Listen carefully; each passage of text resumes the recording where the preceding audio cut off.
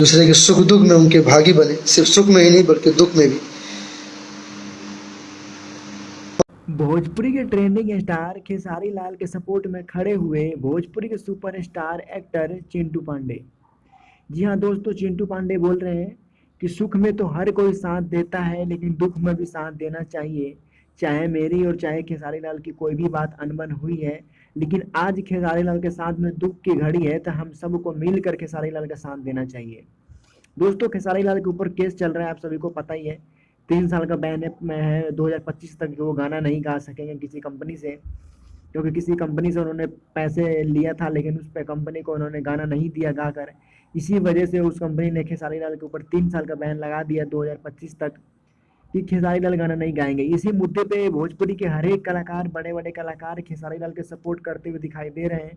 चाहे वो चिंटू पांडे हो, चाहे अक्षरा सिंह हो, चाहे वो नील कमल हो, चाहे गुंजन सिंह हो, हर कलाकार सपोर्ट कर